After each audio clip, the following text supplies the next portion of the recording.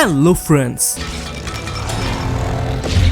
ഇന്ന് നമ്മൾ കാണാൻ പോകുന്നത് 2025 വെറും ഒരാഴ്ച മുമ്പ് റിലീസായ ദി ഐസ് ഓഫ് വക്കാൻഡ എന്ന് പറയുന്ന മിനി ആനിമേറ്റഡ് സീരീസ് ആണ്. വലിയ ഹൈപ്പൊന്നുമില്ലാതെ ഇറങ്ങിയതുകൊണ്ട് ആരും ശ്രദ്ധിച്ചില്ല. വെറും 4 എപ്പിസോഡേ ഉള്ളൂ. അധികം പ്രതീക്ഷയൊന്നുമില്ലാതെ കണ്ടതുകൊണ്ട് എനിക്ക് ഇഷ്ടപ്പെട്ടു. പ്രത്യേകിച്ച് ഇതിലെ അവസാനത്തെ എപ്പിസോഡിൽ ഒരു കിടിലൻ ട്വിസ്റ്റും ഉണ്ട്. അപ്പോൾ സമയം കളയാതെ നമ്മൾക്ക് കഥയിലേക്ക് കിടക്കാം. എന്റെ പേര് അമിത്. നിങ്ങൾ കണ്ടുകൊണ്ടിരിക്കുന്നത് മൂവി എക്സ്പ്ലെയിനർ.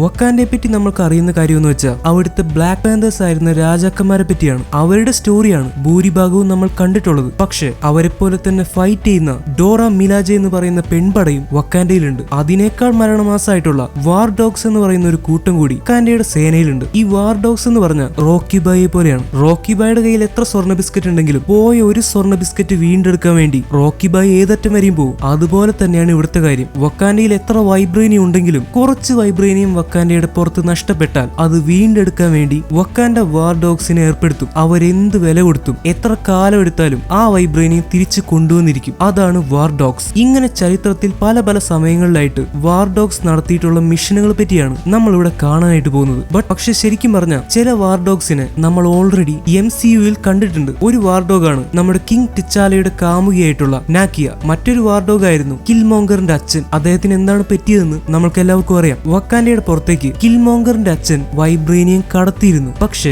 അദ്ദേഹത്തിന്റെ ഉദ്ദേശം ശരിയായിരുന്നു. വക്കാൻഡ എന്ന് പറയുന്ന രാജ്യം ഈ ലോകത്ത് ആർക്കും അറിയാതെ രഹസ്യമായിട്ട് ഒറ്റപ്പെട്ട് ജീവിക്കുമായിരുന്നു. പക്ഷെ അവരുടെ ടെക്നോളജി അവിടെ വൈബ്രേനിയം ഉള്ളത് കൊണ്ട് തന്നെ വേറെ ലെവലായിട്ട് മാറി. ഈ ടെക്നോളജിയും വൈബ്രേനിയവും ഒന്നും പുറം ലോകം അറിയാതിരിക്കാനാണ് വക്കാൻഡ എന്നും ശ്രമിച്ചിട്ടുള്ളത്. പുറം ലോകത്തെ പ്രശ്നങ്ങളും യുദ്ധങ്ങളും അവരുടെ കൂടെ തലയിലെടുത്ത് വെക്കേണ്ടെന്ന് കരുതിയിട്ടാണ് അവർ ഈ തീരുമാനം എടുത്തത്. പക്ഷെ വക്കാൻഡയുടെ പുറത്തുള്ള കറുത്തവർഗ്ഗക്കാർ വളരെ കഷ്ടപ്പെട്ട് അടിമകളായി ജീവിക്കുമായിരുന്നു. ഈ കാര്യങ്ങൾ വക്കാൻഡയുടെ രഹസ്യ ചാരന്മാരായിട്ട് പുറം ലോകത്തേക്ക് പോയിരുന്ന വാർ ഡോഗ്സ് ആയിട്ടുള്ള ചില ആളുകൾക്ക് അത്രയ്ക്ക് ഇഷ്ടപ്പെട്ടില്ല. വക്കാൻഡയുടെ കയ്യിൽ ഇത്രയ്ക്ക് പണവും വൈബ്രേനിയവും ടെക്നോളജിയും ഒക്കെ ഉള്ളപ്പോ എന്തിനാണ് വക്കാൻഡയുടെ പുറത്തുള്ള കറുത്തവർഗ്ഗക്കാർ ഇങ്ങനെ അടിമകളെ പോലെ ജീവിക്കുന്നത്? അവരുടെ കയ്യിൽ പവറും പണവും ആയുധവും ഇല്ലാത്തത് കൊണ്ടാണ് ഇപ്പോഴും അവർ അടിമകളായിട്ട് ജീവിക്കുന്നത്. അതിനൊരു മാറ്റം വേണം. അതിന് വൈബ്രേനിയവും ആയുധങ്ങളും പണവും ഇതൊക്കെ പുറത്തുള്ള കറുത്തവർഗ്ഗക്കാരുടെ കൈകളിൽ എത്തണം. ഇതിനാണ് കിൽമോങ്കറിന്റെ അച്ഛൻ ശ്രമിച്ചതും പിന്നീട് കൊല്ലപ്പെട്ടതും. അദ്ദേഹത്തിന്റെ മകനായിട്ടുള്ള കിൽമോങ്കറിന്റെ ആഗ്രഹം പുറത്തുള്ള കറുത്തവർഗ്ഗക്കാരെ ഈ അടിമത്വത്തിൽ നിന്ന് മോചിപ്പിക്കണമെന്നായിരുന്നു. പക്ഷെ കിൽമോങ്കറിന് എന്ത് പറ്റിയെന്ന് നമ്മൾക്ക് എല്ലാവർക്കും അറിയാം. അയാളുടെ ഉദ്ദേശം ശരിയായിരുന്നെങ്കിലും അതിനുപയോഗിച്ച രീതികൾ അത്ര ശരിയായിരുന്നില്ല. ഈ കഥയൊക്കെ പറഞ്ഞതിന് ഇപ്പൊ കാണാൻ പോകുന്ന സീരീസിൽ അത്യാവശ്യം പ്രാധാന്യം ഉണ്ടെന്ന് തന്നെ കൂട്ടിക്കോ. അപ്പൊ നമുക്ക് ഈ ആനിമേറ്റഡ് സീരീസിലെ ആദ്യത്തെ എപ്പിസോഡിലേക്ക് കിടക്കാം. കഥ നടക്കുന്നത് ക്രീറ്റ് എന്ന് പറയുന്ന രാജ്യത്താണ്. വർഷം 1260 BC എന്ന് പറഞ്ഞാൽ ഏകദേശം 3000-ലധികം വർഷങ്ങൾക്ക് മുന്നേ. അപ്പോഴാണ് ഈ സ്റ്റോറി നടക്കുന്നത്. ആ രാജ്യത്തെ പടയാളികൾ കടലിൽ നിന്ന് എന്തോ അവരുടെ അടുത്തേക്ക് വരുന്നതായിട്ട് ശ്രദ്ധിക്കുവാണ്. എന്താണെന്ന് അവർക്ക് മനസ്സിലായില്ല. പക്ഷെ പിന്നെ അവർക്ക് മനസ്സിലായി അത് അവരെ ആക്രമിക്കാൻ വന്നുകൊണ്ടിരിക്കുന്ന കുറച്ച് കപ്പലുകളാണ്. ആ കപ്പലുകൾ മൂടൽമഞ്ഞ് നീക്കി പുറത്തേക്ക് വന്നതോടെ ക്രീറ്റിലെ പടയാളികളുടെ മുഖത്ത് ഒരു ഭയം വരുന്നു. ഒരു സിംഹത്തിന്റെ പ്രതിമയാണ് എല്ലാ കപ്പലുകളുടെ മുന്നിലുള്ളത്. എല്ലാ രാജ്യങ്ങളും തന്റെ കാൽ കീഴിലാക്കാൻ ശ്രമിച്ചുകൊണ്ടിരിക്കുന്ന ദി ലയൺ എന്ന് പറയുന്ന ഒരു രാജാവും അയാളുടെ പടയാളികളുമാണ് ക്രീറ്റിനെ ആക്രമിക്കാൻ വേണ്ടി അങ്ങോട്ട് വന്നുകൊണ്ടിരിക്കുന്നത്. ലയണിന്റെ പടയാളികളുടെ ശക്തിയും അവരുടെ കയ്യിലുള്ള ആയുധങ്ങളും എല്ലാ രാജ്യങ്ങളെയും ഭയപ്പെടുത്തിയിരിക്കുകയാണ്. പക്ഷെ എന്നാലും ക്രീറ്റ് വിട്ടുകൊടുക്കാൻ തയ്യാറാവാതെ യുദ്ധത്തിനൊരുങ്ങി. യുദ്ധത്തിന്റെ കാഹളം മുഴക്കുന്നത് കേട്ട് അവിടെ നിൽക്കുന്ന ജനങ്ങളെല്ലാം പേടിച്ചോടി. കപ്പലുകളെല്ലാം കരക്കെടുത്തു. പക്ഷെ കരയിലേക്ക് കടക്കുന്നതിന് മുൻപ് തന്നെ ലയണിന്റെ പടയാളികൾ അമ്പും വില്ലും ഉപയോഗിച്ച് ക്രീറ്റിലെ ആളുകളെ കൊല്ലാൻ തുടങ്ങി. ഈ സമയത്ത് ക്രീറ്റിലെ അതിശക്തനായിട്ടുള്ള ഒരു പോരാളി വിട്ടുകൊടുക്കാൻ തയ്യാറായിരുന്നില്ല. അയാൾ ലയണിന്റെ പടയാളികളെ ഓരോന്നായി വെട്ടി നിരത്തി മുന്നേറി. അയാൾക്ക് അയാളുടെ രാജ്യമായിരുന്നു വലുത്. പക്ഷെ അയാളുടെ മുന്നിലേക്ക് വന്നുകൊണ്ടിരുന്നത് സാക്ഷാൽ ലയണായിരുന്നു. ലയണിന്റെ പടയാളികൾ ബഹുമാനം കാണിക്കാൻ വേണ്ടി താഴെ മുട്ടുകുത്തിയിരുന്നു. ലയൺ എന്ന് പറയുന്ന ആളുടെ മുഖം നമുക്ക് കാണാൻ പറ്റില്ല. കാരണം ഒരു സിംഹത്തിന്റെ മുഖംമൂടി വെച്ചാണ് അയാൾ നമ്മളുടെ മുന്നിലേക്ക് വരുന്നത്. മുഖംമൂടി മാത്രമല്ല, അയാളുടെ ശരീരം മുഴുവൻ എന്തോ പ്രത്യേകതരം പടച്ചട്ടകളാണ്. ലയണിന് നേരെ പാഞ്ഞെടുത്ത ക്രീറ്റിലെ വീരനെ ലയണിന്റെ ഒരു പടയാളി വെട്ടാൻ പോവുമായിരുന്നു. പക്ഷെ അത് വേണ്ടെന്ന് പറയുന്ന ലയൺ അവനെ ഒറ്റയ്ക്ക് നേരിടാൻ തീരുമാനിച്ചു. ഓടി വന്ന ക്രീറ്റിലെ വീരൻ അവന്റെ ആയുധം എടുത്ത് ലയണിന്റെ നേരെ ആഞ്ഞൊരു വെട്ട്. പക്ഷെ ലയൺ അയാളുടെ കയ്യിൽ അണിഞ്ഞിരിക്കുന്ന പ്രത്യേക ഗ്ലൗസ് വെച്ച് ആ ആയുധത്തിൽ പിടിച്ചതോടെ വീരന് പിന്നെ ഒന്നും ചെയ്യാൻ പറ്റിയില്ല. ലയൺ ആ ആയുധത്തിൽ പിടിമുറുക്കിയതും ഒരു എനർജി എനർജി ബ്ലാസ്റ്റ് ഉണ്ടാവുകയാണ്. ക്രീറ്റിലെ വീരൻ തെറിച്ചുപോയി. സോ ലയണിന്റെ കയ്യിലുള്ള ഈ ഗ്ലൗസും മുഖം മൂടിയും ഇതൊന്നും വെറുതെ അല്ല, ഇതെന്തോ പ്രത്യേക ടെക്നോളജിയാണ്. കാരണം ഈ കഥ നടക്കുന്ന സമയത്ത് എല്ലാവരുടെയും കയ്യിൽ അമ്പും വില്ലും വാളും പരിചയം മാത്രമേ ഉള്ളൂ. പിന്നെ ലയണിന്റെ കയ്യിൽ എവിടുന്നാണ് ഇതൊക്കെ? ഈ സമയത്താണ് അവിടെ ഉണ്ടായിരുന്ന തട്ടവിട്ട ഒരു സ്ത്രീ ഇതൊന്നും പേടിയില്ലാതെ നോക്കി നിൽക്കുന്നത്. അങ്ങനെ ലയണും പടയാളികളും ക്രീറ്റ് കീഴടക്കി. അവിടുത്തെ പടയാളികളെ കൊന്നുകളഞ്ഞ് സ്ത്രീകളെ ബന്ദികളാക്കി കൂട്ടിക്കൊണ്ടുപോയി. ലയണിന്റെ ആളുകൾ പിടിച്ചെടുത്ത എല്ലാവരെയും അവർ കപ്പലിന്റെ ഏറ്റവും അടിയിൽ തടവിലാക്കി ഇടുവാണ്. എന്നിട്ട് എല്ലാവരോടും കൂടി നിങ്ങൾ എല്ലാവരും ഇനി മുതൽ മഹാനായ ലയണിന്റെ പ്രജകളാണ്, അദ്ദേഹത്തെ അനുസരിക്കേണ്ടത് നിങ്ങളുടെ ഓരോരുത്തരുടെയും കടമയാണ് എന്നങ്ങോട്ട് പറയുന്നു. എന്നിട്ട് അവർക്ക് കഴിക്കാൻ വേണ്ടി കുറച്ച് ക്യാരറ്റും തക്കാളിയും ബീട്രൂട്ടും ഒക്കെ വെച്ചു കൊടുക്കുന്നു. ഇത് കണ്ടപ്പോ തന്നെ ബന്ദിയാക്കി കൊണ്ടുവന്നവന്റെ എക്സ്പ്രഷൻ മാറി. അയാളുടെ പട്ടിക്ക് പോലും ഡെയിലി ചിക്കൻ ആയിരിക്കും കൊടുക്കുന്നത്. അയാൾ എല്ലാവരോടും കൂടി ഇതൊക്കെ ലയണിന്റെ സൂത്രങ്ങളാണ്, നമ്മൾ അടിമകളാക്കി വെക്കാൻ ഇവർ പറയുന്ന നുണകളാണ് ഇതൊക്കെ എന്ന് പറയുന്നു. ഈ പുതിയ ജീവിതം നിങ്ങൾക്ക് വേണ്ടി ലയൺ തന്നതാണ്, ഇതിനെ ഇഷ്ടപ്പെട്ട് ജീവിക്കുന്നതാണ് നിങ്ങൾക്ക് നല്ലത്, ഇതനുസരിക്കാത്തവരെ ഞങ്ങൾ അനുസരിപ്പിക്കും. അങ്ങനെ പറഞ്ഞ് അയാളെ ഒരു പടയാളി വേറെ റൂമിലേക്ക് കൂട്ടിക്കൊണ്ടുപോയി ഒരു ഇരുമ്പിന്റെ വടി പഴുപ്പിച്ച് അയാളുടെ പുറത്ത് ലയണിന്റെ ടാറ്റു അടിച്ചു കൊടുക്കുകയാണ്. അയാളുടെ നിലവിളി കേട്ട് പുറത്തു നിൽക്കുന്ന എല്ലാവരും പേടിച്ചുപോയി. ഈ പടയാളി എല്ലാവരെയും ബ്രെയിൻ വാഷ് ചെയ്തുകൊണ്ടിരിക്കുകയാണ്. നിങ്ങളെയൊക്കെ ഇപ്പൊ ചങ്ങല കൊണ്ട് കെട്ടി തടവിൽ വെച്ചിരിക്കുകയാണെങ്കിലും ഇതൊക്കെ നിങ്ങളുടെ നല്ലതിനാ, ലയണിനെ അനുസരിച്ചാൽ നിങ്ങൾക്ക് എല്ലാവർക്കും നല്ലതേ വരൂ. അയാൾ എത്രയൊക്കെ കൺവിൻസ് ചെയ്യാൻ ശ്രമിച്ചിട്ടും ആ കൂട്ടത്തിലെ തട്ടവിട്ട സ്ത്രീ മാത്രം അതിന് വഴങ്ങുന്നുണ്ടായിരുന്നില്ല. അവളെയും പിടിച്ചുകൊണ്ടുപോയി അടുത്ത റൂമിലിട്ട് ലയണിന്റെ ടാറ്റു അടിച്ചു കൊടുക്കാൻ തുടങ്ങുമായിരുന്നു. പക്ഷെ അവൾ നമ്മൾ വിചാരിച്ച ആളൊന്നുമല്ല. എനിക്ക് അവിടെ അടിമയായിട്ടിരിക്കാൻ വയ്യെന്ന് പറഞ്ഞ് അവൾ ആ പടയാളികളെ അടിച്ചു നിരത്തി നേരെ പുറത്തേക്ക് ചാടുവാണ്. ആരായിരിക്കും ഇത്? കഥ മുന്നോട്ട് പോകുമ്പോൾ നമുക്കത് മനസ്സിലാവും. ബാക്കി കഥയിലേക്ക് കടക്കുന്നതിന് മുൻപ് ഒരു 6 ആഴ്ച മുന്നത്തെ അന്നത്തെ കാലത്തെ വക്കാൻഡയാണ് കാണിക്കുന്നത്. നമ്മൾ കണ്ടുപരിചയമുള്ള വക്കാൻഡയല്ല, ഇതിനൊരുപാട് വ്യത്യാസമുണ്ട്. അവിടെ വക്കാൻഡയിലെ പെൺപടയായിട്ടുള്ള ഡോറ മിലാജയുടെ മേലധികാരി നിൽക്കുന്നുണ്ട്. അവരുടെ മുന്നിലേക്ക് നമ്മുടെ തട്ടവിട്ട സ്ത്രീ വരുവാണ്. പക്ഷെ ഇപ്പൊ തട്ടമൊന്നുമില്ല. ഇപ്പൊ നിങ്ങൾക്ക് കാര്യം മനസ്സിലായി കാണുമല്ലോ. ആ തട്ടവിട്ട സ്ത്രീക്ക് ലയണിന്റെ പടയാളികളെ പേടിയില്ലാതിരുന്നതും അവൾ അവരെ അടിച്ചു നിലത്തിട്ടതും അവൾ വക്കാൻഡക്കാരി ആയതുകൊണ്ടാണ്. നോനി എന്നാണ് ഇവളുടെ പേര്. ഡോറ മിലാജ എന്ന് പറയുന്ന പെൺപടയിൽ ഇവളും ഒരു അംഗമായിരുന്നു. പക്ഷെ ഇവൾക്ക് ഇങ്ങനെ മേലധികാരികളുടെ ഓർഡർ കേട്ട് നടക്കാനൊന്നും അത്ര താല്പര്യം ഉണ്ടായിരുന്നില്ല. ഓർഡർ അനുസരിക്കാത്തതുകൊണ്ട് തന്നെ കുറച്ചുനാൾ നോനിയെ ഡോറ മിലാജ ഗ്രൂപ്പിൽ നിന്ന് പുറത്താക്കിയിരിക്കുമായിരുന്നു. പക്ഷെ ഇപ്പൊ വീണ്ടും എന്തോ ഒരു കാര്യത്തിന് നോനിയെ മേലധികാരി വീണ്ടും വിളിപ്പിച്ചിരിക്കുവാണ്. എപ്പോഴും ഇങ്ങനെ മേലധികാരി എന്ന് പറയാൻ വയ്യ. അവരുടെ ശരിക്കുള്ള പേര് അക്കേയ എന്നാണ്. നോനി പറയാൻ തുടങ്ങി. അക്കേയ, ഞാനിപ്പോ ഡോറ മിലാജയിൽ ഇല്ലാത്തതുകൊണ്ട് തന്നെ ഞാൻ നിങ്ങളെ അനുസരിക്കേണ്ട ആവശ്യമൊന്നുമില്ല. എന്നെ പുറത്താക്കിയായിരുന്നു നിങ്ങൾ മറന്നുപോയോ? നോനി, ഡോറ മിലാജ എന്ന് പറയുന്നത് വക്കാൻഡയുടെ ഒഫീഷ്യൽ ആയിട്ടുള്ള പെൺപടയാണ്. എന്നെ അനുസരിക്കേണ്ടത് നിന്റെ കടമയാണ്. അത് ഈ ഗ്രൂപ്പിൽ ഉണ്ടെങ്കിലും ഇല്ലെങ്കിലും. ഓക്കെ അക്കേയ, നിങ്ങൾ വലിയൊരു ലീഡർ തന്നെ. ഞാൻ മാപ്പ് പറയുന്നു. എന്തിനാ എന്നെ വിളിപ്പിച്ചത്? എന്നെ നിനക്ക് കളിയാക്കാം, പക്ഷെ അതിനല്ല വിളിപ്പിച്ചത്. വളരെ ഇമ്പോർട്ടന്റ് ആയിട്ടുള്ള ഒരു കാര്യം പറയാൻ വേണ്ടിയാണ്. നമ്മുടെ രാജ്യത്തിന് ഇപ്പൊ നിന്റെ ആവശ്യമുണ്ട് നോനി. വക്കാൻഡയിൽ ഏറ്റവും അധികാരമുള്ള ഒരാളായിരുന്നു എൻകാറ്റി. അദ്ദേഹത്തെ ഇപ്പൊ വക്കാൻഡയിൽ കാണാനില്ല. എങ്ങോട്ടാണ് അദ്ദേഹം പോയതെന്നും നമ്മൾക്കറിയില്ല. എൻകാറ്റി ഒരു ക്യാപ്റ്റനും നമ്മുടെ പ്രധാന സേനയിലെ ഒരു മേലധികാരിയുമായിരുന്നു. ഒരു നല്ല യോദ്ധാവും രാജാവിന്റെ വലങ്കയ്യുമായിരുന്നു. ഇദ്ദേഹത്തിന്റെ കഴിവുകൾ കാരണം ദി ലയൺ എന്നാണ് എൻകാറ്റിയെ ഇവിടെയുള്ളവർ വിളിക്കാറ്. പക്ഷെ ഇത്ര വലിയ ആളായിട്ടും ഞാൻ ഈ ലയണിനെ പറ്റി ഒന്നും കേട്ടിട്ടില്ലല്ലോ. അത് വക്കാൻഡയുടെ രീതിയാണ് നോനി. എല്ലാവരോടും എല്ലാ കാര്യങ്ങളും പറയാറില്ല. ഇപ്പോൾ നീ ഈ കാര്യം അറിഞ്ഞതുപോലും അത് അറിയിക്കാമെന്ന് ഞങ്ങൾ തീരുമാനിച്ചത് കൊണ്ട് മാത്രമാണ്. പക്ഷെ ഇതൊക്കെ എന്തിനാണ് തന്നോട് പറയുന്നതെന്ന് നോനിക്ക് ആദ്യം മനസ്സിലായില്ല. അപ്പോഴാണ് അക്കയെ വീണ്ടും പറയുന്നത്, സത്യത്തിൽ ലയൺ വക്കാൻഡയെ ചതിച്ചതാണ്. അയാൾ ഇവിടെ നിന്ന് പോവുക മാത്രമല്ല ചെയ്തത്. പോയപ്പോ അയാളുടെ കൂടെ വക്കാൻഡയിലെ കുറെ വൈബ്രേനിയവും കുറെ ആയുധങ്ങളും മോഷ്ടിച്ച് കൂടെ കൊണ്ടുപോയി. പുറം ലോകത്തിന്റെ കേട്ടുകേൾവി പോലും ഇല്ലാത്ത ടെക്നോളജിയാണ് നമ്മുടെ വക്കാൻഡയിലുള്ളത്. ആ ടെക്നോളജിയും ആയുധങ്ങളും കൊണ്ട് ലയൺ ഒരുപക്ഷെ ലോകം കീഴടക്കും. അത് മാത്രമല്ല, അയാൾ ഒരു പടയുണ്ടാക്കി കഴിഞ്ഞ് അവസാനം വക്കാൻഡയെ ആക്രമിക്കാനും അയാൾ ഒരിക്കലും മടിക്കില്ല. ആരെങ്കിലും അയാളെ തടഞ്ഞേ പറ്റൂ. ഇന്നുവരെ ലയണിനെ കണ്ടെത്തി ഇവിടുന്ന് മോഷ്ടിച്ചു കൊണ്ടുപോയ വൈബ്രേനിയം തിരിച്ചു കൊണ്ടുവരാൻ ശ്രമിച്ച ആരും ഇന്നുവരെ തിരിച്ചെത്തിയിട്ടില്ല. പക്ഷെ ഈ മിഷൻ ചെയ്യാൻ വേണ്ടി നോനിയെയാണ് തിരഞ്ഞെടുത്തിരിക്കുന്നത്. അതിന് എന്നെ തിരഞ്ഞെടുത്ത് നിങ്ങൾ എന്നെ ഡോറ മിലാജയിൽ നിന്ന് പുറത്താക്കിയതല്ല. നോനി, നിന്നെ തിരഞ്ഞെടുക്കാൻ ഒരു കാരണമുണ്ട്. ബാക്കിയുള്ള എല്ലാവരെയും ലയണിന് അറിയാം. കാരണം ലയൺ അവരെ ട്രെയിൻ ചെയ്തിരുന്നു. പക്ഷെ നിന്നെ ലയണിന് അറിയില്ല. അത് തന്നെയാണ് അയാളെ തടയാൻ നിന്നെ അയക്കാനുള്ള കാരണം. പിന്നെ നിന്നെ ഡോറ മിലാജയിൽ നിന്ന് പുറത്താക്കിയത് നീ ഞങ്ങൾ പറയുന്ന ഓർഡർ അനുസരിക്കാത്തത് കൊണ്ടാണ്. പക്ഷെ നീ ഈ മിഷൻ ഏറ്റെടുത്ത് ലയണിനെ തോൽപ്പിച്ച് അയാൾ കൊണ്ടുപോയ വൈബ്രേനിയവും ആയുധങ്ങളും ഇവിടെ തിരിച്ചെത്തിക്കുകയാണെങ്കിൽ നിന്നെ തിരിച്ച് ഡോറ മിലാജയിലേക്ക് എടുക്കും. ഇത് ഞങ്ങളുടെ തീരുമാനമാണ്. ഇത് കേട്ടപ്പോ നോനി ശരിക്കും ഒന്ന് ചാർജായി. അവൾക്ക് ഡോറ മിലാജയിൽ പ്രവർത്തിക്കാൻ ശരിക്കും ആഗ്രഹമുണ്ട്. പക്ഷെ ആരുടെയും ഓർഡറുകൾ അനുസരിക്കാൻ അവൾക്ക് അത്ര ഇഷ്ടമില്ലെന്നേ ഉള്ളൂ. എന്തായാലും നോനി ഈ മിഷൻ ഏറ്റെടുത്തു. അങ്ങനെയാണ് നോനി ക്രീറ്റിലെത്തുന്നതും ലയണിന്റെ ആളുകൾ അങ്ങോട്ട് വന്ന് ക്രീറ്റിനെ തോൽപ്പിച്ച് എല്ലാവരെയും പിടിച്ചുകൊണ്ടു പോകുന്നതും ആ കൂട്ടത്തിൽ നോനി എത്തിപ്പെടുന്നതും. അങ്ങനെ എത്തിപ്പെട്ടാലാണ് നോനിക്ക് ലയണിനെ കണ്ടെത്താൻ സാധിക്കും. എന്തായാലും പോകുന്നതിന് മുന്ന് അക്കയെ നോനിയോട് ഒരു കാര്യമാണ് പറയുന്നത്. നീ ഒരു വക്കാൻഡക്കാരിയാണെന്നും ഇങ്ങനെ ഒരു മിഷനിലാണ് നീ ഉള്ളതെന്നും ഇവിടുന്ന് വരുന്നതും പോകുന്നതും അടക്കം ആരും അറിയാൻ പാടില്ല. വക്കാൻഡ എന്നും ലോകത്തിന് മുന്നിൽ ഒരു രഹസ്യമായി തന്നെ തുടരണം. ലയൺ വരാൻ സമ്മതിച്ചില്ലെങ്കിൽ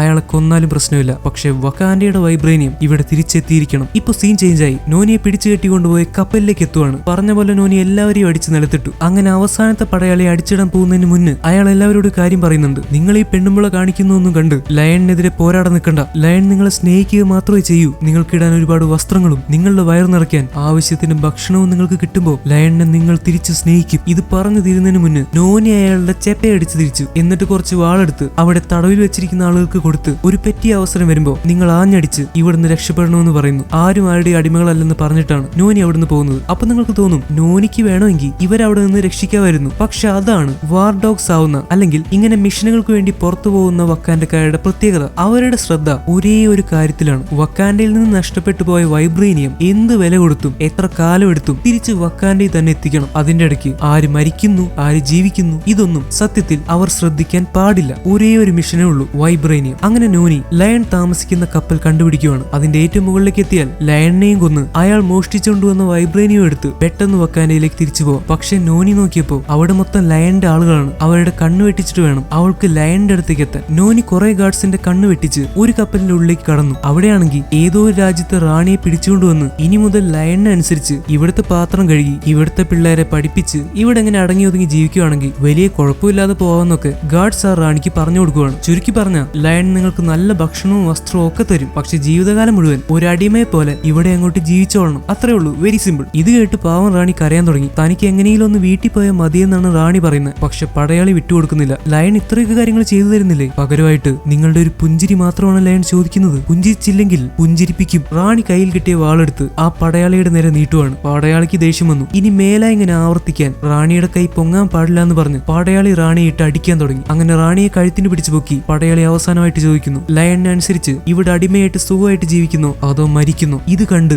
ലയണിന്റെ ഒരു പടയാളിയെ കൊന്ന് അയാളുടെ വേഷം എടുത്ത് അവിടെ നിൽക്കുന്ന നോനിക്ക് ഒട്ടും സഹിച്ചില്ല. അവൾ പെട്ടെന്ന് ആയുധം എടുത്ത് ഈ പടയാളിയുമായിട്ട് ഫൈറ്റ് ചെയ്യാൻ തുടങ്ങി. നോനി ആ പടയാളിയോട് പാവപ്പെട്ട സ്ത്രീകളെ പിടിച്ചുകൊണ്ടുവന്ന് അവരെ അടിമകളാക്കി വെച്ച് അതാണ് സ്വാതന്ത്ര്യം എന്ന് പറഞ്ഞു പഠിപ്പിക്കാൻ നാണമില്ലെന്ന് ചോദിക്കുന്നുണ്ട്. പക്ഷെ ആ പടയാളിക്ക് നാണമില്ല. എന്തായാലും നോനി ഫൈറ്റ് ചെയ്യുന്നത് കണ്ട് അവിടെ നിൽക്കുന്ന സ്ത്രീകളും കൈ കിട്ടിയ ആയുധം എടുത്ത് പോരാടാൻ തുടങ്ങി. എന്നൊക്കെ പറയണമെന്ന് ആഗ്രഹമുണ്ട്. പക്ഷെ പോരാടുന്നതിന് പകരം ആ പെണ്ണുങ്ങളൊക്കെ മണിമുഴക്കി ലയണിന്റെ കൂടുതൽ ആൾക്കാരെ അങ്ങോട്ട് വിളിച്ചു വരുത്തുകയാണ് ചെയ്തത്. ഒരുപക്ഷെ രക്ഷപ്പെടാൻ ആഗ്രഹമില്ലാത്തതുകൊണ്ടായിരിക്കും, അല്ലെങ്കിൽ ലയണിന് അത്ര പേടിയായതുകൊണ്ടായിരിക്കും. എന്തായാലും നോനി മുഞ്ചി. നോനി സമയം കളയാതെ അവിടുന്ന് ചാടി അടുത്ത സ്ഥലത്തേക്ക് എത്തുവാണ്. എന്നാണ് മുന്നിൽ ലയണിന്റെ കുറെ പടയാളികൾ വന്ന് നിൽക്കുന്നത്. നോനി ഒരിക്കലും വിട്ടുകൊടുക്കാൻ തയ്യാറല്ല. വക്കാൻഡയിൽ നിന്ന് വരുന്ന പെണ്ണല്ലേ, അപ്പൊ എങ്ങനെ വിട്ടുകൊടുക്കും? അവൾ ഒറ്റയ്ക്ക് തന്നെ എല്ലാവരോടും ഫൈറ്റ് ചെയ്യാൻ തുടങ്ങി. ഈ സമയത്താണ് ലയൺ അയാളുടെ കൊട്ടാരം പോലെയുള്ള കപ്പലിലെ അയാളുടെ മുറിയിൽ നിന്ന് ഈ ശബ്ദം കേട്ട് പുറത്തേക്ക് വരുന്നത്. അയാൾ തന്റെ കയ്യിൽ നിന്ന് ബൈനോക്കുലർ പോലെയുള്ള ഒരു യന്ത്രം പുറത്തേക്ക് എടുത്ത് നേരെ ഫൈറ്റ് നടക്കുന്ന ഭാഗത്തേക്ക് സൂം ചെയ്ത് നോക്കുവാണ്. ഈ ബൈനോക്കുലർ പോലെയുള്ള ഒരു സാധനം പോലും ആ കാലഘട്ടത്തിൽ ഇല്ല. ഇത് വക്കാൻഡയുടെ സ്പെഷ്യൽ ടെക്നോളജിയാണ്. അത് മോഷ്ടിച്ചുകൊണ്ടാണ് ലയൺ ഇങ്ങോട്ട് വന്നിരിക്കുന്നത്. ഇങ്ങനത്തെ പല ഐറ്റങ്ങളും അയാൾ മോഷ്ടിച്ച് കൂടെ കൊണ്ടുവന്നിട്ടുണ്ട്. അതുകൊണ്ട് തന്നെ പോകുന്ന രാജ്യങ്ങളെല്ലാം അയാൾ യുദ്ധം ചെയ്ത് തോൽപ്പിച്ചുകൊണ്ടിരിക്കുകയാണ്. ഫൈറ്റ് ചെയ്യുന്നതിന്റെ ഇടയ്ക്ക് തന്നെ അടിച്ച് താഴെയിട്ട ഒരു മല്ലനോട് നോനി ഒരു കാര്യം ചോദിക്കുന്നുണ്ട്. നീയൊക്കെ ആർക്കു വേണ്ടിയാ ഫൈറ്റ് ചെയ്യുന്നത് നിനക്കറിയോ? സ്വയം ദൈവമാണെന്ന് പറഞ്ഞ് നിങ്ങളെല്ലാവരും പെറ്റിച്ചുകൊണ്ടിരിക്കുന്ന ഒരുത്തിന് വേണ്ടിയാണ് നിങ്ങൾ ഈ കിടന്ന് ഫൈറ്റ് ചെയ്യുന്നത്. അയാൾ ദൈവമൊന്നുമല്ല, എവിടുന്ന് മോഷ്ടിച്ചു കൊണ്ടുവന്ന കുറെ ആയുധങ്ങൾ വെച്ച്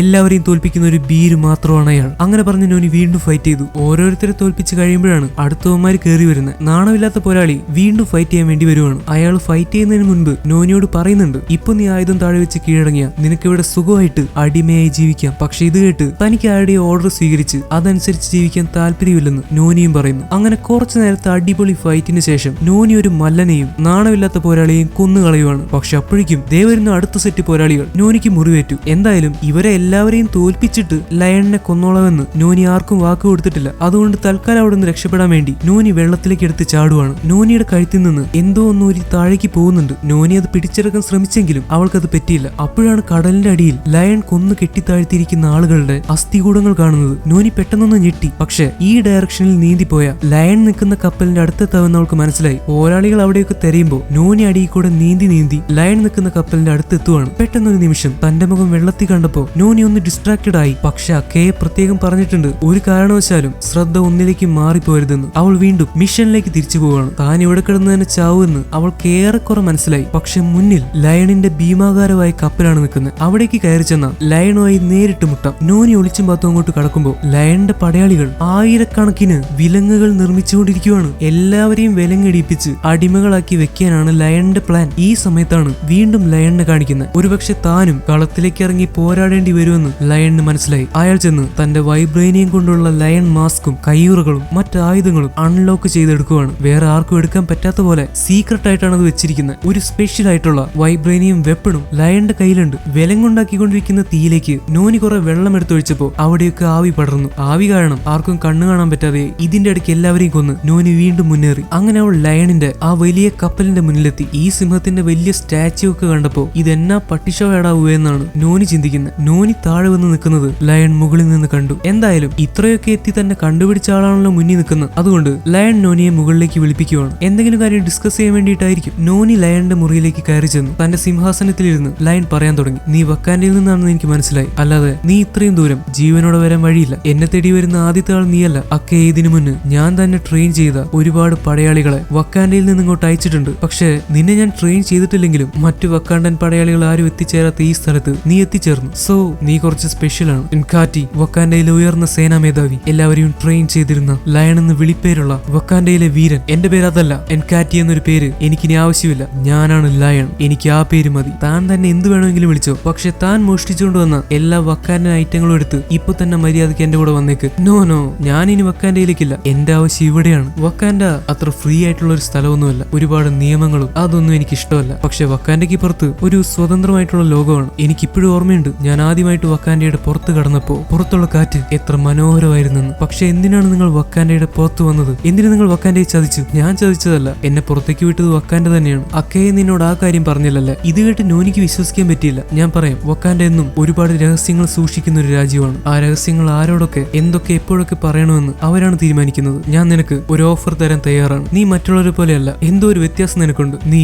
അൺപ്രഡിക്റ്റബിൾ ആണ്. നീ എന്റെ സേനയിൽ ചേരുകയാണെങ്കിൽ അതെനിക്കൊരു ബലമായിരിക്കും. ഞാൻ എന്റെ രാജ്യമായിട്ടുള്ള വക്കാൻഡയെ മാത്രമാണ് സ്നേഹിക്കുന്നത്. ഹോ, ഒരിക്കൽ ഞാനും നിന്നെ പോലെയായിരുന്നു. യജമാനൻ തരുന്ന എല്ലും കഷ്ണങ്ങൾക്ക് വേണ്ടി കാത്തു നിൽക്കുന്ന ഒരു പട്ടിയെ പോലെ. നീ ഇതൊക്കെ ചെയ്യുന്നത് വക്കാൻഡയ്ക്കിടയിൽ നിനക്കൊരു പേര് കിട്ടാനല്ല. എന്നെ വക്കാൻഡ പുറത്തേക്ക് അയച്ചത് പുറം ലോകം എങ്ങനെയുണ്ടെന്ന് പഠിക്കാൻ വേണ്ടിയിട്ടാ. പുറം ലോകത്തെ എല്ലാ കാര്യങ്ങളും വക്കാൻഡയ്ക്ക് അറിയണമായിരുന്നു. അതിനുവേണ്ടിയാണ് എന്നെ പുറത്തേക്ക് അയച്ചത്. പുറം ലോകത്ത് രഹസ്യമായ പല മിഷനുകളും ചെയ്യാൻ വക്കാൻഡ ഞങ്ങളെ ഏൽപ്പിക്കും. അവർ ഞങ്ങളെ വിളിക്കുന്നത് വാർ ഡോഗ്സ് എന്നാണ്. വാർ ഡോഗ്സ് എന്ന് പറഞ്ഞാൽ വാർ, അതായത് യുദ്ധം. ഡോഗ്സ് എന്ന് പറഞ്ഞാൽ പട്ടികൾ. വാർ ഡോഗ്സ് മീൻസ് യുദ്ധപ്പട്ടികൾ. പക്ഷെ ഞാൻ ഒരൊറ്റ വാർ ഡോഗ് അല്ല. ലോകത്തിന്റെ പല കോണുകളിലായിട്ട് വക്കാൻഡ തന്നെ അയച്ച ഒരുപാട് വാർ ഡോഗുകളുണ്ട്. വാർ ഡോഗുകൾ എന്തൊക്കെ ചെയ്യുന്നു, എന്തൊക്കെ നേടുന്നു, ഇതൊന്നും ആർക്കും അറിയില്ല. പക്ഷെ എപ്പോഴും എന്നെയും നിന്നെയും പോലെയുള്ള ആളുകളെ പുറത്തേക്ക് അയക്കുമ്പോൾ വക്കാൻഡയ്ക്ക് ഒരു റിസ്ക് ഉണ്ട്. പുറം ലോകം എത്ര മനോഹരമാണെന്നും ഫ്രീ ആണെന്നും നമ്മുടെ ശക്തി വക്കാൻഡയിൽ മാത്രം ഒതുക്കി വെക്കാനുള്ളതല്ലെന്നും പുറത്തേക്ക് വരുന്ന എന്നെ പോലെയുള്ളവർ മനസ്സിലാക്കും. നിങ്ങളെ തിരിച്ച് വക്കാൻഡയിലേക്ക് കൊണ്ടുചെല്ലാൻ മാത്രമാണ് അവരെന്നെ അയച്ചിട്ടുള്ളത്. അല്ല, മറ്റുള്ളവരെ പോലെ ഇവിടെ കിടന്ന് മരിക്കാൻ വേണ്ടിയാണ് അവർ നിന്നെ ഇങ്ങോട്ട് അയച്ചത്. അതുകൊണ്ട് എന്തിന് നീ അവർ പറയുന്നത് കേൾക്കണം? നീ എന്റെ കൂടെ നിൽക്ക്. ഇവിടെ നീ വെറും ഡോറ മിലാജയോ ഒരു വാർഡോഗോ മാത്രമായിരിക്കില്ല. നിനക്ക് സ്വന്തമായി രാജ്യങ്ങളുണ്ടാവും, അധികാരമുണ്ടാവും. എന്തു പറയുന്നു? ഒരു നിമിഷം നോനി അതൊക്കെ ഒന്ന് ആലോചിച്ച് നോക്കി. ലയൺ പറയാൻ തുടങ്ങി. ഇവിടെയുള്ള ആളുകളെ ഞാൻ സ്വതന്ത്രമാക്കുകയാണ് ചെയ്യുന്നത്. ഇപ്പോൾ ഞാൻ അവരുടെ ദൈവത്തിന് പോലെയാണ്. നിന്നെ ഞാൻ വേണമെങ്കിൽ ഫ്രീ ആക്കാം. വക്കാൻഡയിലെ നിയമങ്ങളൊന്നുമില്ലാതെ നിനക്ക് ഇവിടെ ജീവിക്കാം. എനിക്ക് നിങ്ങളോട് ഒരു കാര്യം മാത്രമേ ചോദിക്കാനുള്ളൂ ലയൺ. നിങ്ങൾ കൊടുക്കുന്നത് ഫ്രീഡം ആണെങ്കിൽ എന്തിനാണ് ഇത്രയും വിലങ്ങുകൾ? ഇപ്പോഴും സംസാരിക്കുന്നത് നിന്റെ ഉള്ളിലെ വക്കാൻഡയാണ്. ഇന്നത്തെ വിലങ്ങട്ട കൈകളാണ് നാളെ നമ്മൾക്കൊരു ഭാവി ഉണ്ടാക്കി തരിക. താനും തന്റെ വിലങ്ങുകളും കുറെ കഥകളും. മര്യാദയ്ക്ക് എന്റെ കൂടെ വന്നില്ലെങ്കിൽ തന്നെ ശവപ്പെട്ടിയിലിട്ടായിരിക്കും ഞാൻ കൊണ്ടുപോവുക. ഇത് പറഞ്ഞു കഴിഞ്ഞപ്പോ ലയണിന് മനസ്സിലായി ഇതൊരു നടക്കി പോവില്ലെന്ന്. അങ്ങനെ അവർ രണ്ടുപേരും ഫൈറ്റ് ചെയ്യാൻ തുടങ്ങി. ലയണിന്റെ കയ്യിൽ വൈബ്രേനിയം കൊണ്ടുള്ള ആയുധങ്ങളുണ്ട്, മാസ്ക് ഉണ്ട്, പടച്ചട്ടയുണ്ട്. നോനിയും വെറും കൈയോടെ അല്ല ഇങ്ങോട്ട് വന്നത്. അവളുടെ കയ്യിലുണ്ട് വൈബ്രേനിയം കൊണ്ടുള്ള സാധനങ്ങൾ. അങ്ങനെ ഒരു അതിമാരക ഫൈറ്റ് നടക്കുന്നു. ഫൈറ്റ് ചെയ്ത് ഇടയ്ക്ക് രണ്ട് വൈബ്രേനിയവും കൂടി കൂട്ടിമുട്ടി അവരുടെ ആയുധങ്ങൾ പൊട്ടിപ്പോകുന്നൊക്കെയുണ്ട്. മറ്റൊരായുധം കൊണ്ടും വൈബ്രേനിയത്തെ ഒന്നും ചെയ്യാൻ സാധിക്കില്ല. ഐ മീൻ ഏറെക്കുറെ. കാരണം എൻ ഗെയിമിൽ താനോസ് എന്താ ചെയ്തതെന്ന് നമ്മളെല്ലാവരും കണ്ടതാണ്. പക്ഷെ അത് ഈ ഭൂമിയിലുള്ള ആയുധമായിരുന്നില്ലല്ലോ. അതുകൊണ്ടാണ് വൈബ്രേനിയം ഷീൽഡ് താനോസിന് പൊട്ടിക്കാൻ സാധിച്ചത്. ലയണിന്റെ കയ്യിൽ വൈബ്രേനിയം കൊണ്ടുള്ള കുന്തമുണ്ടെങ്കിലും നോനിയുടെ കയ്യിൽ വൈബ്രേനിയം കൊണ്ടുള്ള പടച്ചട്ടയുണ്ട്. അതുകൊണ്ട് രണ്ടുപേർക്കും അങ്ങോട്ടും ഇങ്ങോട്ടും മുറിവേൽക്കാൻ സാധിക്കുന്നില്ല. അങ്ങനെ വിചാരിച്ച് നിൽക്കുമ്പോഴാണ് ലയൺ നോനിയുടെ ഒരു കണ്ണ് കുത്തി പൊട്ടിക്കുന്നത്. നോനിയും വിട്ടുകൊടുത്തില്ല. അവള് നേരെ ലയണിന്റെ മാസ്കിനിട്ട് ഒരു കുത്തു വെച്ചു കൊടുത്തു. അതോടെ മാസ്ക് വളരെ അൺസ്റ്റേബിൾ ആയി. അതിൽ നിന്ന് ഭയങ്കരമായിട്ട് എനർജി പുറത്തേക്ക് വരാൻ തുടങ്ങി. അവസാനം ലയണിന് മാസ്ക് ഒരു താഴെ ഇടേണ്ടി വന്നു. പെട്ടെന്ന് ആ മാസ്ക് പൊട്ടിത്തെറിച്ചു. ലയൺ ദൂരേക്ക് തെറിച്ചുപോയി. ആ പൊട്ടിത്തെറിയിൽ ലയണിന് നന്നായിട്ട് തന്നെ പരിക്കേറ്റു. എന്തായാലും മരിക്കുന്നതിന് മുൻപ് അയാൾ നോനിയോട് പറയാൻ തുടങ്ങി, എനിക്കറിയാമായിരുന്നു അവരെന്തെങ്കിലും എന്നെ തോൽപ്പിക്കാൻ പറ്റിയ ഒരാളെ തന്നെ ഇങ്ങോട്ട് അയക്കുമെന്ന്. വക്കാൻഡ പോലെ ഒരു ജയിലിലേക്ക് ഞാൻ തിരിച്ചു പോയില്ലെന്ന് അന്നേ ഞാൻ തീരുമാനിച്ചു. ഞാൻ മാത്രമല്ല, ഇനി നീയും വക്കാൻഡയിലേക്ക് തിരിച്ചു പോവില്ല. നമ്മളെ രണ്ടുപേരെയും വക്കാൻഡ മറന്നു കളയട്ടെ. ഈ ആയുധങ്ങളും നീ തിരിച്ചു കൊണ്ട് പോകണ്ട. പക്ഷെ മരിക്കുമ്പോഴും എനിക്കൊരു സന്തോഷമുണ്ട്. അറ്റ്ലീസ്റ്റ് ഞാൻ വക്കാൻഡയുടെ നിയമങ്ങളില്ലാതെ പുറം ലോകത്ത് ഫ്രീ ആയി ജീവിക്കാൻ ആഗ്രഹിച്ചു. അങ്ങനെ പറഞ്ഞ് ലയൺ അവസാനത്തെ ശ്വാസം എടുക്കുന്നതിന് മുന്നേ ഒരു ഡിവൈസ് ഓൺ ആക്കുവാണ്. നോനിക്ക് മനസ്സിലായി ഇനി അവിടെ നിന്ന ഇതൊക്കെ പൊട്ടിത്തെറിച്ച് താന് തീരുമെന്ന്. അവൾ നേരെ ഓടിപ്പോയി താഴെ വെള്ളത്തിലേക്ക് ചാടി. പെട്ടെന്ന് അവൾ വിചാരിച്ച പോലെ തന്നെ ആ കപ്പലിൽ വലിയൊരു പൊട്ടിത്തെറി ഉണ്ടാവുകയാണ്. അങ്ങനെ ആ മാസ്കും വൈബ്രേനിയം കൊണ്ട് നിർമ്മിച്ച ഒരു ആക്സും വേറെ മാലയും വളയും അങ്ങനെയുള്ള ആയുധങ്ങളും എല്ലാം വെള്ളത്തിലേക്ക് വീഴുവാണ്. ഇതൊക്കെ വെള്ളത്തിന്റെ ആഴത്തിലേക്ക് താഴ്ന്നു പോകുമ്പോഴും നോനി നീന്തി ചെന്ന് ഇതൊക്കെ എടുക്കാൻ ശ്രമിക്കുന്നുണ്ട്. പക്ഷെ അവൾക്ക് അതിന് സാധിച്ചില്ല. എല്ലാം നേരെ വെള്ളത്തിന്റെ അടിത്തട്ടിലേക്ക് പോയി. എന്തായാലും ലയൺ ചത്തു. അങ്ങനെ നോനി മുകളിലേക്ക് നീന്തി വരുമ്പോഴാണ് ലയണിന്റെ മാസ്ക്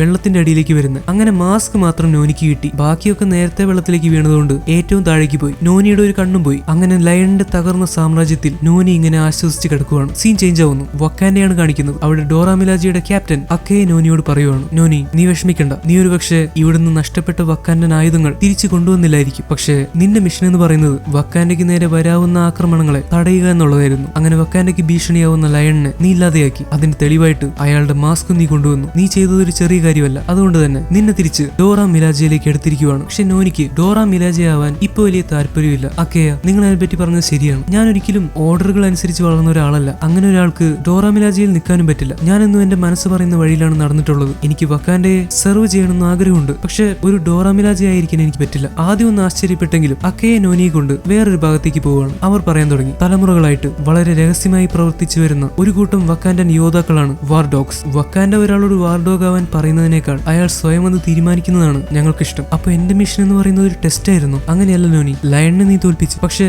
അത് നീ ഒരു നല്ല വാർ ഡോഗ് ആണെന്നതിന്റെ പ്രധാന തെളിവാണ്. ശരിയാണ് അക്കയ, വക്കാൻഡയിൽ നിന്ന് ലയൺ കൊണ്ടുപോയി നഷ്ടപ്പെടുത്തിയ ആ വൈബ്രേനിയവും ആയുധങ്ങളും ഒക്കെ പുറത്തുള്ളപ്പോ അതെന്നും വക്കാൻഡയ്ക്ക് ഒരു ഭീഷണി തന്നെയാണ്. എത്ര സമയമെടുത്താലും അതൊക്കെ തിരിച്ചു കൊണ്ടുവരാൻ എന്നെ അനുവദിക്കണം. ഞാൻ എന്തിനും തയ്യാറാണ്. നിന്നിൽ നിന്ന് ഞാൻ ഇത് തന്നെയാണ് നോനി പ്രതീക്ഷിച്ചത്. നീ ഇനി മുതൽ ഒരു വാർ ഡോഗ് ആണ്. അങ്ങനെ നോനി ഒരു വാർ ഡോഗ് ആയി മാറുവാണ്. അങ്ങനെയാണ് ഈ എപ്പിസോഡ് അവസാനിക്കുന്നത്. ഇപ്പൊ വാർ ഡോഗ് എന്ന് പറഞ്ഞാൽ എന്താണെന്ന് എല്ലാവർക്കും ഏകദേശം മനസ്സിലായി കാണുമല്ലോ. ഐസ് ഓഫ് വക്കാൻഡയുടെ ഫസ്റ്റ് എപ്പിസോഡ് നിങ്ങൾക്ക് ഇഷ്ടപ്പെട്ടോ ഇല്ലയോ എന്ന് കമന്റിൽ പറയാൻ മറക്കരുത്. സെക്കൻഡ് എപ്പിസോഡ് നാളെ രാത്രി 7 മണിക്ക്. അപ്പോൾ അടുത്ത വീഡിയോയിൽ കാണുന്നതുവരെ once again it's me Amit signing out.